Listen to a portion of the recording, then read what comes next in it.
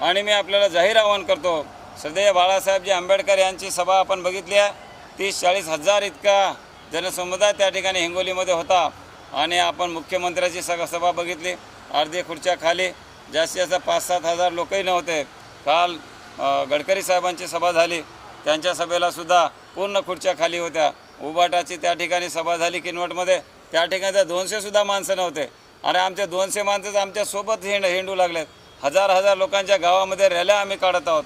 मग एवढं तुमचा आमचा प्रचार जर दिसत नसेल आणि हे जर लोक आम्हाला बदनाम करत असेल, हे पाप त्यांनी करू नये.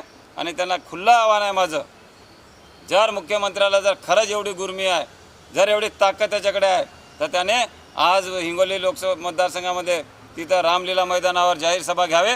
त्याच्यापेक्षा 4 पटीने जर माझे लोक आले नाहीत, वंचित बहुजन आघाडीचे माणसं आले नाहीत, तर आम्ही आमच्या राजकारणातून बाहेर निघू. यांना आव्हान करतो आहे, तुम्ही आम्हाला बदनाम करण्याचा पाप यानंतर करू नका. आमच्या जमिनी विकू आम्ही या ठिकाणी निवडणूक लढतो आहे. आमची यंत्रणा कशी राबवतो आहे आम्हाला माहिती आहे. काल आज माझे रजिस्ट्री आहे आणखीन पुन्हा.